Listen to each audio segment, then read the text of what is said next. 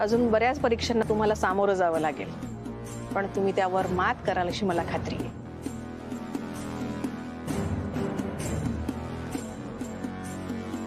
इथे लक्ष द्या जरा. तर तुम्हाला सगळ्यांना माहितीच आहे की आज आपण सारंग आणि मुक्ताच्या प्री वेडिंग पार्टीसाठी इथे जमलो आहोत. या पार्टीमध्ये तुमच्यासाठी एक सॉलिड सरप्राईज आहे. आता पार्टी सुरू झालीच आहे तर सरप्राईज पण सांगून टाक. तर आपण या प्री वेडिंग पार्टी सोबत करणार आहोत या दोघांचा एक छोटेखानी साखरपुडा.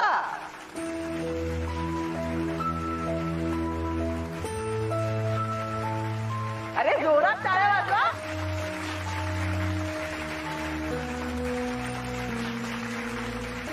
साखरपुडा? अरे म्हणजे विधिवत नाही रे, म्हणजे त्या थीम मधली एक अशी महत्वाची गोष्ट करणार आहोत आपण. रिंग सेरेमनी म्हणजे ते अंगठ्या एक्सचेंज करणं.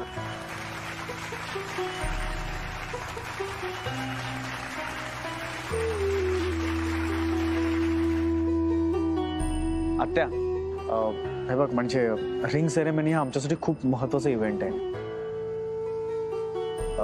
आय मीन, तू जो प्लॅन करतेस ना तो खरंच चांगला आहे. सारंग, अरे बॉलिवूड थीमची पार्टी आहे ना, म्हणून ही रिंग सेरेमनी. मी म्हटलं ना, विधिवत असं काही नाहीये, असं फक्त अंगठ्या एक्सचेंज करायच्या, दॅट्स इट.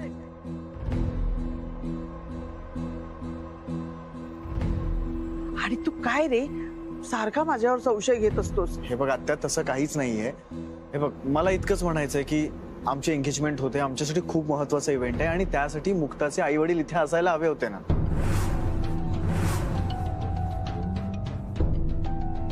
खर तर ते पार्टीसाठी पण इथे असायला हवे होते.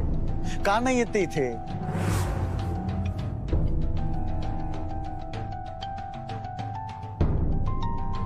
ते हा, अरे वेळ असेल ना त्यांना. हो आत्या, अगं पण आपण जर त्यांना इन्व्हाइट केलं तरच कळेल ना. आई, आई, तुला सुद्धा वाटलं नाही का की त्यांना बोलवावं? अरे फक्त पार्टीचं ठरलं होतं म्हणून मी फार लक्ष नाही दिलं. आणि रिंग सेरेमनी वगैरे सगळं आत्ताच ठरतं ना, मला माहितीच नव्हतं रे सारंग. रावसाहेबांनी फक्त मुक्ताची नाही, तिच्या अख्ख्या कुटुंबाची ओळख करून द्यायला पाहिजे. हो आजी, एवढं काही नाही, गडबड विसरले असतील. लक्षात नाही राहिलं. नाही नाही नाही, तरी सुद्धा मी आग्रह केला होता पण तुम्हालाच वेळ नव्हता. ठीक आहे ठीक आहे, एवढं त्यांना खात्री वाटत नव्हती म्हणून फोन करून विचार. ठीक आहे अण्णा, तुमची तयारी चालू द्या. इकडं पण लय गडबड आहे, आपण नंतर बोलू. बर. दादा माफ करा, तुम्ही मोठे आहात, तुम्हाला खरं खोटं करायची काहीच गरज नाही. नाही अगं, खरं तर चूक माझी आहे. दादा, मी तुमची माफी मागतो. पण मी तुम्हाला संशयानं विचारलं नव्हतं. जस्ट मला उत्सुकता होती आणि पण मी खरंच तुम्हाला विचारायला नको होतं. अरे काही चुकलेलं नाहीये तुझं. कसं आहे, दुधाने तोंड भाजलं की माणूस ताक सुद्धा फुंकरून प्यायला लागतो, तसं झालंय तुमचं. हरकत काहीच नाही, पण एकदा खात्री पटली हे बरं झालं. हो दादा, सॉरी, बट तसंच काहीच माझ्याही डोक्यात होतं, पण एक्स्ट्रीमली सॉरी. बाहेर एवढा मोठा आनंद व्यक्त करताना मध्येच निघून आला तुम्ही वेड्यासारखे. हा, जा आता छान एन्जॉय करा. जा दादा, तुम्ही आला असतात तर. तुमचा वेळ नका वाया घालू, मी आहे ते बरं आहे. जा आता बाहेर एन्जॉय करा, जा पळा. अरे ठीक आहे, माझे आशीर्वाद कायम आहेत. सुखी व्हा. चला पळा. हो, आताच.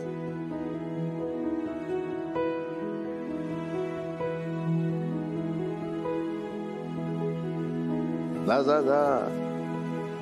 होय होय होय, अगं काय रे देवा.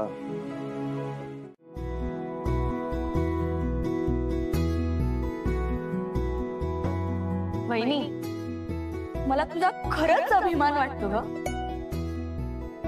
कारण मुक्ता वहिनी आमच्या घराचा भाग होतीये आणि अभिमान यासाठी वाटतोय की तिच्या या साध्या चेहऱ्यामागे खूप मोठा संघर्ष आहे. अगं मुक्ता वहिनी, तुझ्याबद्दल जितकं बोलावं ना तितकं कमीच नाही ग. ती खूप गुणी आहे, शिवाय ती एक उत्तम संबळवादक आहे.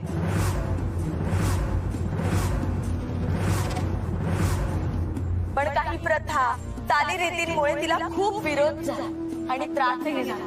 पण तिने हट्टाने, जिद्दीने सगळे विरोध बाजूला सारून आपल्या कुटुंबासाठी, आपली आवड जपण्यासाठी ती संबळ वाजवत राहिली.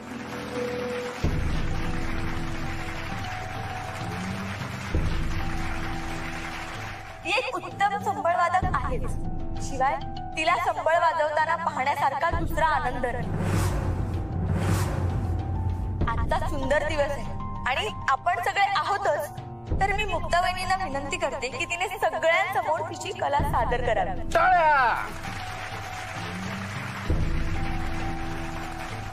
युवराज, मुक्ता वहिनीचा संबळ घेऊन येणार.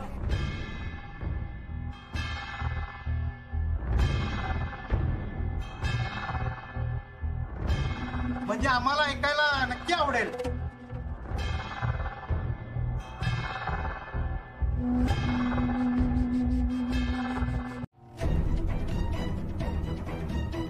आता आम्ही आतुरतेने या दोघांच्या लग्नाची आणि ती या घरात कायमची येण्याची वाट पाहतो.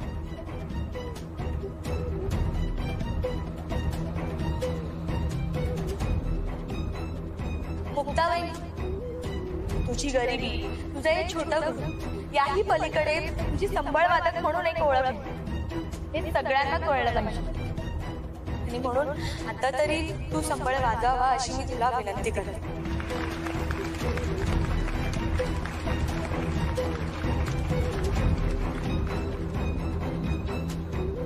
रेणुका, बरोबर तिची लाज काढतेस तू. अरे पाहुण्यांनो, लाजू नका. माझी मुलगी तिची लाज काढते ना, त्याचा आनंद लुटा. आणि वेद, तुझी होणारी बायको आहे ती, समजून घे तिला. माझी मुलगी आहे, कळलं ना, माझं रक्त आहे.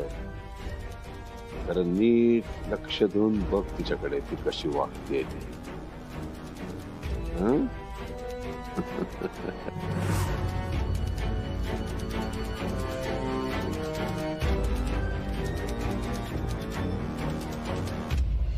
वहिनी,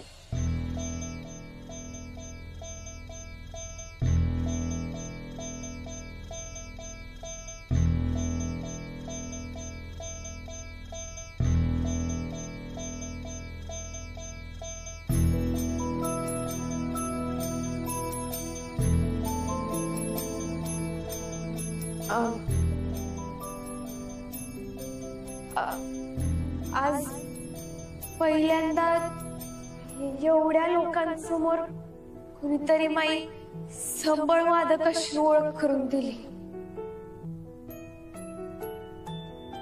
मला लई चांगलं वाटलं. यासाठी रेणुकाताईंना थँक्यू. आज मला माय गुरूंची म्हणजे अण्णांची लय आठवण येते. आता ते हळदीची तयारी करतायत म्हणून इकडे येऊ शकले नाही. ते इकडे असते तर ह्यांच्या पाया पडून येऊ संबळ हातात केलेला लय अभिमान वाटला.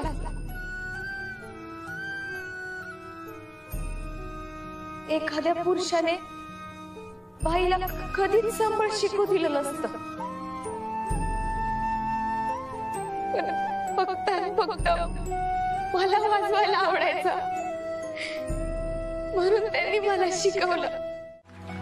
यांचा डान्स कोणी बसवला आणि कधी बसवला?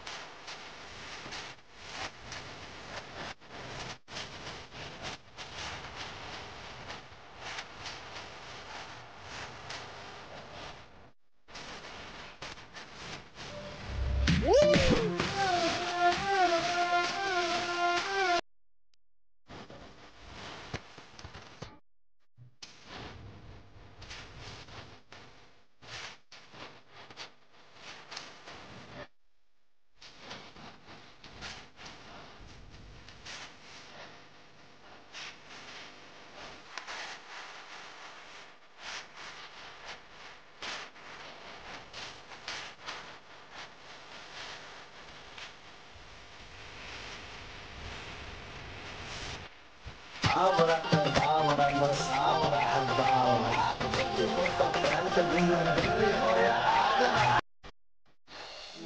दिसते ना जोडी.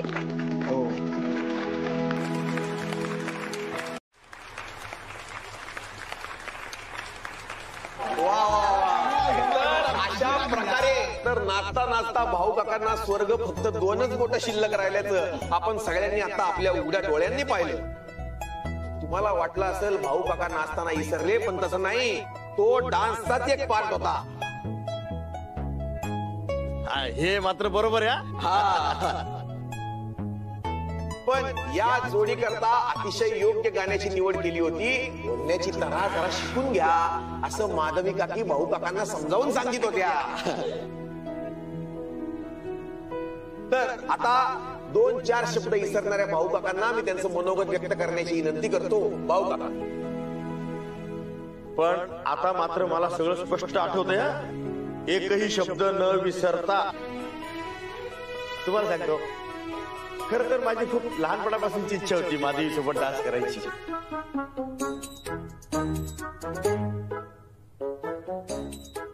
लहानपणापासूनच. आजी, अहो तुम्ही काय यांचा बालविवाह केला होता का काय? नाही नाही नाही, काय झालं मगाशी बोलण्याच्या नादात चुकून माझ्या ह्याच्यातून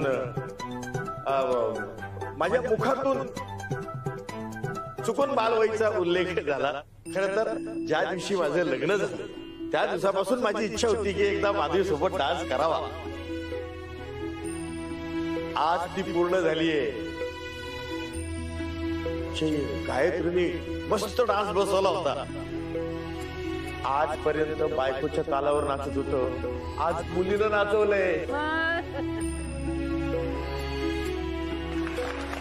तर अशा त्यांच्या या दमदार पंचनिशी मी त्यांना आसनस्थ होण्याची विनंती करतो. जोरदार टाळ्या.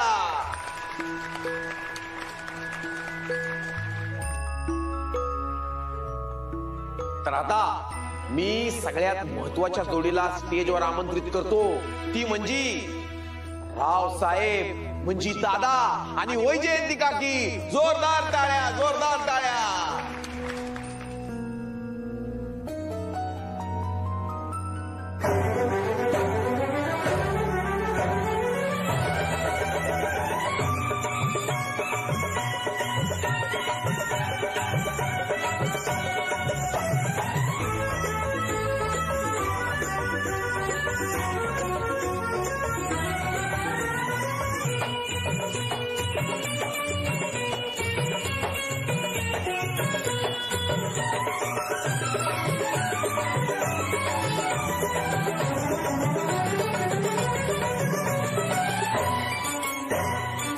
नाही रे बाळा. अगं मग गेली कुठे? ए गायत्री, गायत्री तू बघितलंयस का मुक्ताला?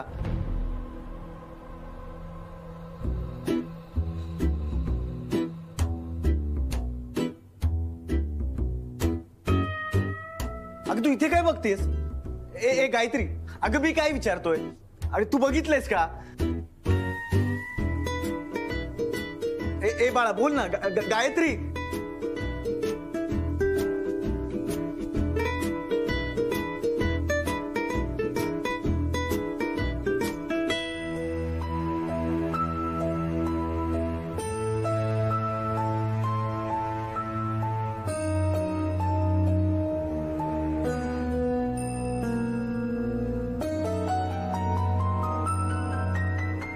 दामू काका, अगं गायत्री मुक्ता कुठे? ह्यांना माहितीये का दामू काका?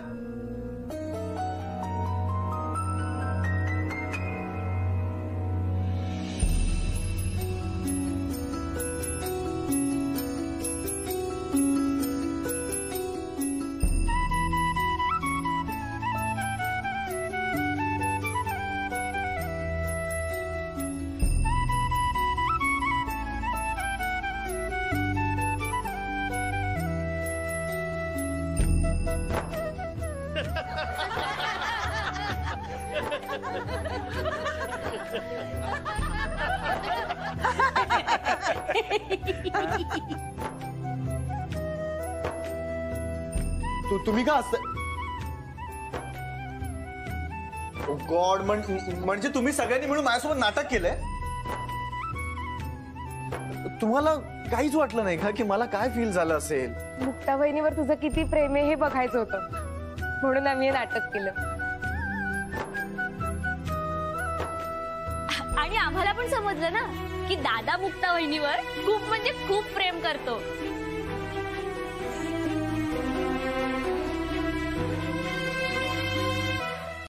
असं तुझ्यावर खूप प्रेम आहे.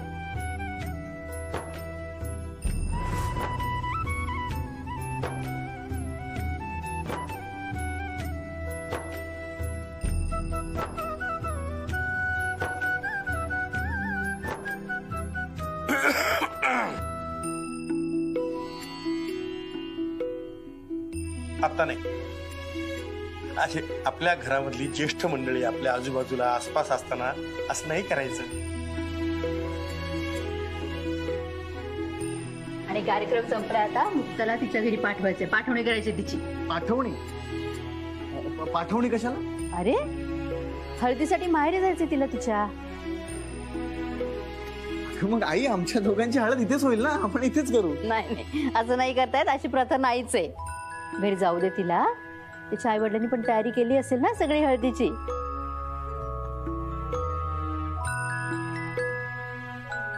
अरे एवढी काय चिंता करतोस? लग्नाला येणार आहे ती परत.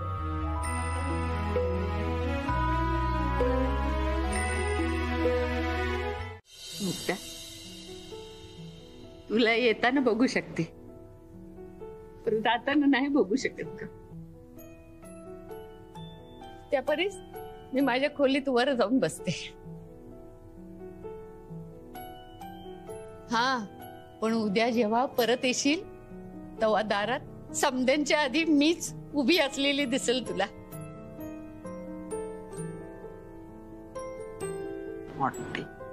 आजी, तुमच्या मनात माझ्याविषयी किती प्रेम आहे ते मला अजून समजलंच नाही.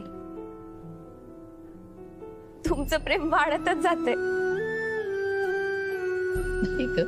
अगं तू तर किरमाचा खळखळ वाहणार जरा आहेस. आम्ही काय बाई पाटाचं पाणी. नगरकर कुटुंबामध्ये आता जे प्रेम ओसंडून वाहतंय ना, ते फक्त तुझ्यामुळे आहे. फक्त आनंदाचं नाही, जे काही आपले सगळे दिवस बदलले, जे काही सुख आलेलं आहे, या सगळ्याचं कारण फक्त मुक्ता आहे. हो, उद्याचा दिवस बघण्यासाठी मी सुद्धा खूप उत्सुक आहे.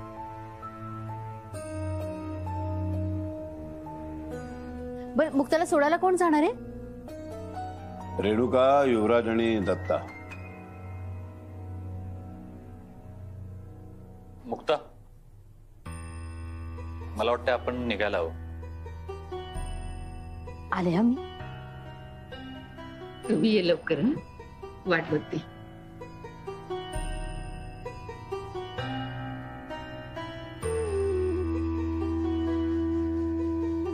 मलाही तुला असं जाताना पाहणं अवघड झालंय.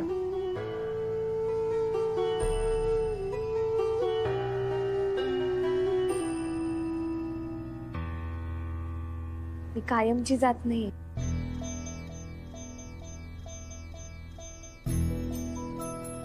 उद्यापासून कायमची राहिले ती.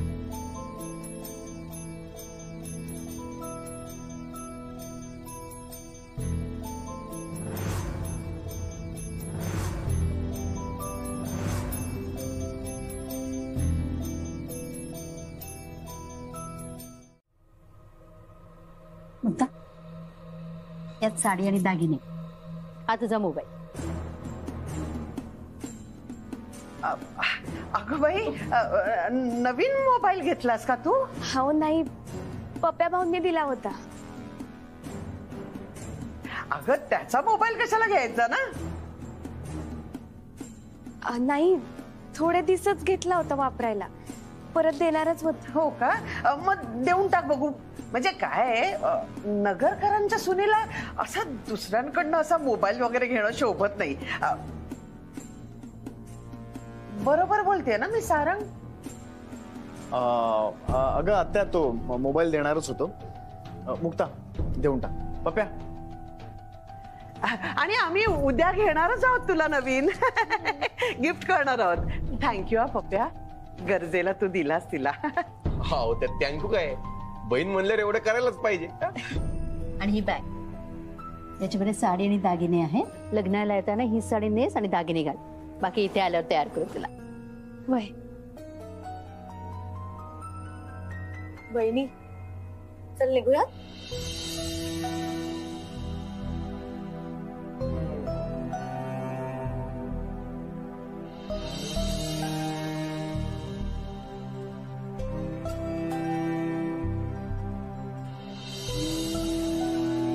आयुष्यमान बाबा.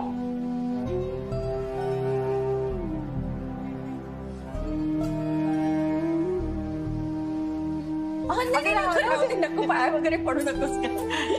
मी लहानच आहे.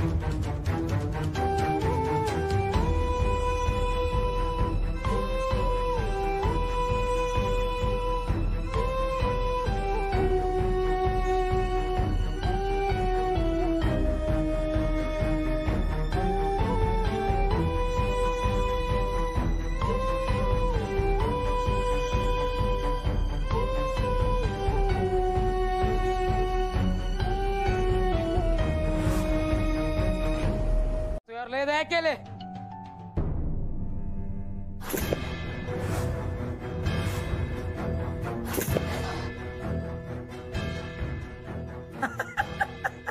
आत्माराम, तू म्हणला तू यावर दया कर म्हणून दया करणार आहे मी. बाहेर जो भांडव घातलाय, हळदीचा एवढा खर्च केला तू, हळद लागणार, पण मुक्ताच्या अंगाला नाही, आर्याच्या अंगाला लागणार.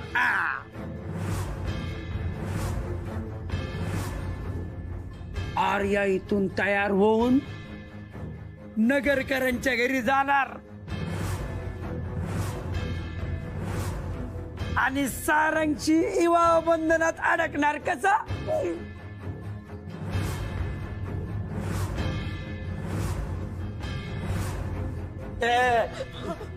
तोपर्यंत इथून हालायचं नाही काय? करा करा, लग्न करताय ना, करा.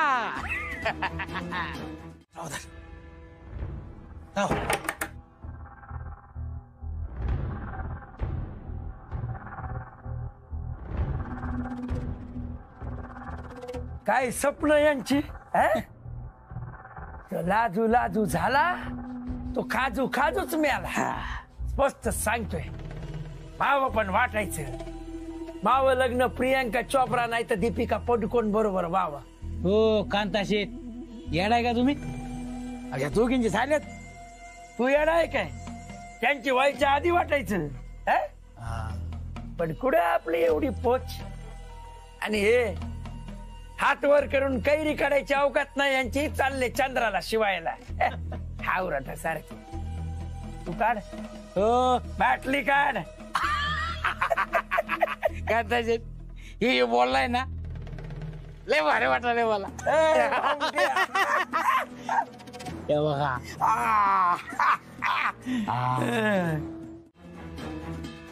रावत साहेबांच्या या बदल्यावर माझा विश्वास बसत नाही. तो संशय काय माझ्या डोक्यातनं जाईना बघ. तुम्हा सगळ्या मूर्खांमध्ये ना आजीच शहाणी निघाली.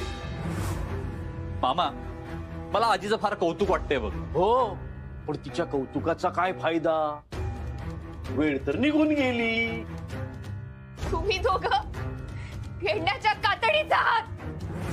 खरे सैतान आहात, सैतान.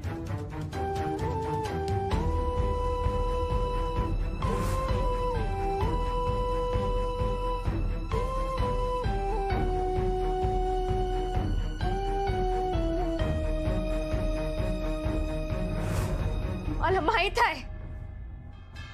त्या दिवस फटाक्याच्या स्फोटात मला मारायचा प्रयत्न हा तुमच्या दोघांचाच होता. अरे ही तर हुशार निघाली. पण चल, तुला पण बरं झालं हे समजलं की आम्ही दोघे प्रचंड वाईट आहोत. पण त्यांच्यासाठी जे वाईट इराद्याने लोकांच्या घरात घुसतात. हे चोरट्या, कोण वाईट इराद्यानं कोणाच्या घरात घुसलंय ना हे आधी स्वतःला विचारा. स्वतःच्या बायकोचं घर फुकणाऱ्यांनी मला अक्कल शिकवायची गरज नाहीये. तडफड, समोरच्यावर आरोप करून सुटण्यासाठी चाललेली तडफड चालू आहे बिचारीची. पण काय करणार, वेळ निघून गेली. मुक्ता, पुढच्या वर्षी तू किंवा तुझा तो फालतू बाप जर आमच्या घरी संबळ वाजवायला जर आलेच तर आमच्या घरची सून आर्या तुला पैसे दे.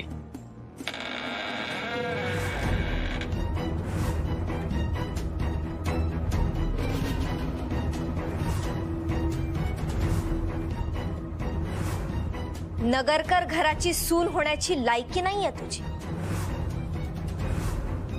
तू फक्त संबळच वाजव. महाजाल याला म्हणतात, प्रचंड महाजाल. तर इथे असं घडणार आहे की तू इथे कैद राहणार आहेस आणि तिकडे तुझ्या जागी आर्या सारंगच्या शेजारी बसवून त्याच्याशी लग्न करणार आहे.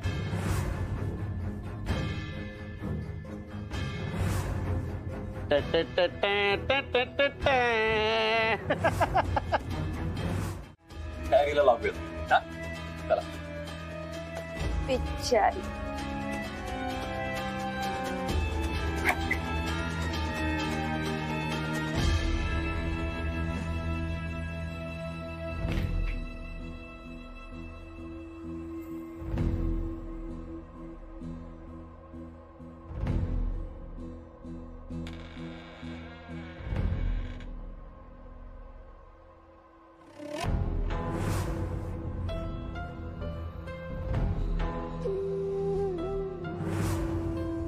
मला माहितीये एक वेळेस तू सारंग शिवाय जगू शकशील, पण या संबळाशिवाय नाही जगू शकणार ग. म्हणून हा तुझ्या सोबतच जाऊ दे. आणि तसही तुझी एकही आठवण आम्हाला आमच्या घराच्या आसपासही नको.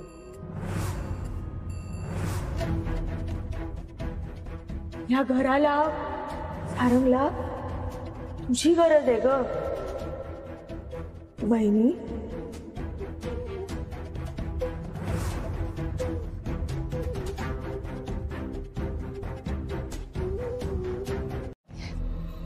का मन अगदी सैरभर झालंय. लय अस्वस्थ वाटतंय ग. हो, मग गोळी घ्या आणि अंगावर चादर घेऊन झोपा बेडवर तुमच्या जाऊन. हा देवी, मग काय, मला जरा हे होते, मला ह्या होते, त्या होतंय, संशयच येतोय. आता घरात एवढं शुभ कार्य आहे ना, मग तरी सुद्धा यांची हे चालूच आहे. तर गप्पा बसा. थांब जरा. काय ग, मनात शंका आली तर बोलायला ना ग. सासूबाई, आता नका कुठली शंका मनात आणू. सगळं छान झालंय की नाही. उद्या सारंगची हळद आहे, त्याला हळद लावायचे, सगळी तयारी करायचे, आपल्याला पण हळद खेळायचे. काय सांगा सांगा जरा त्यांना समजावा. वैजयंती. हो आले. अगो बाई, दादा बोलवत आहेत. अगो बघितलं, मी म्हणलं ना दादांना मोठ्या आईशिवाय अजिबात करमत नाही. आले आई. पाहिलात, कळलं. गायत्री, मुक्ता घरी पोचली असेल का ग? अगं काही वेळापूर्वी फोन केला होता तर 10 मिनिटात पोचते म्हणाले होते. तरी एकदा करून बघते परत. हा, लगेच कर, लगेच कर. अगं म्हातारे, आजच काही शंका घ्यायच्यात ना त्या घे. उद्या तुझ्या प्रत्येक शंकेचं निरसन होईल बरं का. रिंग वाजते. हा गायत्री बोल. हा अरे दत्ता मामा, रेणुका ताईचा फोन नाही लागत आहे. सगळं ठीक आहे ना? अरे आता आम्ही इथे असल्यानंतर काय चुकीचं घडणार आहे? सगळं काही ठीक आहे. आणि हे बघ काय माहितीये का, ती रेणुकाला ना रेंज नसेल आणि ती इथून हळदीसाठी आपल्याकडे पुन्हा येते, कळलं ना? अच्छा. आम्ही इथे मुक्ताच्या घरी आलोय आणि युवराज आणि मी आहे ना इथेच थांबणार आहोत. त्यांच्या घरच्यांना काय हवं नको ना ते पाहणार आहोत आणि मग उद्या काय माहितीये का, उद्या मुक्ताला आणि त्यांच्या घरच्यांना घेऊन आपल्या घरी येणार आहोत. अच्छा अच्छा. पण मग रेणुका ताई कशी येणार आहे? अगं हा गाडी गाडी ग. अगं युवराज आहे ना रेणुकाला तिथे घेऊन येतोय, तो तिला तिथे सोडणार आहे आणि मग तो परत इथे येणार आहे. बरं बरं, मुक्ता वहिनीशी बोलायचं होतं, जरा तिला फोन देतोस का? अगं आता तिच्याशी काय बोलायचंय तुला? अरे असंच, कशी आहे काय करते. आणि इकडे हळदीची पण तयारी चालू झाली आहे. मामा तू दे ना तिला फोन, आमचं असतं रे मुली मुलींचं. नॉटी नॉटी आहात तुम्ही बायका. आणि गायत्री आजकाल तुझा उत्साह ना जास्तच मुसंडून व्हायला लागलेला आहे. अगं ती आत्ताच तिथून निघाली ना तर तू लगेच. आमची मुक्ता वहिनी आहेस तशी, तू दे ना तिला फोन. अरे जरा गंमत करायची रे तिची. अगं मी घराबाहेर आहे आणि ती आत आहे, बहुतेक ती चेंज करत असावी. बरं मग एक 10 मिनिटांनी करतोस का? हो हो हो हो मी करतो फोन. पण कसं आहे माहितीये का, अगं इथे ना रेंजचा थोडा इश्यू आहे. म्हणजे ह्यांच्या घरापासून बाहेर आलोय मी खूप उंचावर, तिथे टेकडीवर, तिथून फोन करतोय. तरी सुद्धा ना फोन लागला तर नशीब, कळलं का? तरी पण हे बघ मी फ्री झालो ना की तुला लगेच फोन करतो, कळलं का? आणि गायत्री त्या फोन मधून जरा लक्ष काढ आणि हळदीमध्ये जरा लक्ष दे, ते जास्त महत्वाचं आहे. चल ठेवतो मी. बरं बरं ठीक आहे. दत्ता मामा, गायत्रीचा फोन होता ना? काय विचारत होती मुक्ताबद्दल? अगं तिला मुक्ताशी बोलायचंय, मग ती आवडते असं सांगून आहे ना मी आताचा तो विषय संपवला. अहो पण मग तिने परत फोन केला तर मग काय सांगणार ना? मी मी मी मॅनेज करतो काय ते, तू आज जा, मी बघतो काय ते. जा अगं तू जा आज जा. ठीक आहे. मला एक कळत नाहीये, मी कधी विसरू शकत नाही. मी आणि अंबिका लहान होतो त्यावेळेला तो मृत्यूशय्येवरचा माझ्या आईचा चेहरा अजूनही आठवतो मला. कसं विसरू मी ते? आणि माझी आई गेल्यानंतर 1 महिन्याच्या आत वडिलांनी या बाईशी लग्न केलं आणि तिला आमच्या बोडक्यावरती आई म्हणून घरामध्ये आणलं. काय झालं असेल माझं आणि अंबिकाचं? कसं स्वीकारणार होतो आम्ही तिला? शक्यच नाही.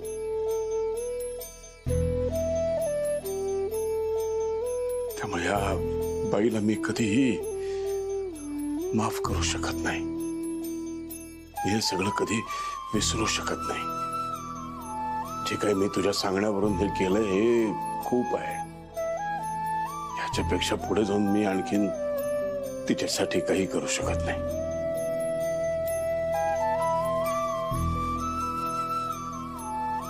माफ कर मला, माफ कर. मला आणखीन ह्या बाई समोर झुकायला लावू नका.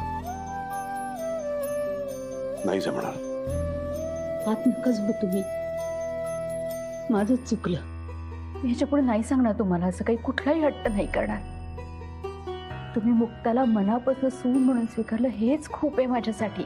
स्वप्न पूर्ण झाल्यासारखं आहे. खरंच मी खूप भाग्यवान आहे. तुम्ही आयुष्यात आहात माझ्या.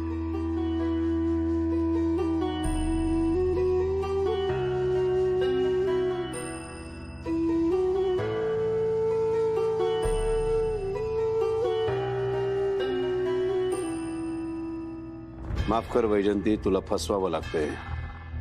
हे दागिने आर्यासाठी तिच्या वडिलांनी पाठवले आणि उद्यापासून या घरामध्ये असं काही घडणार आहे जे नगरकर कुटुंबाने कधीच पाहिलं नसेल.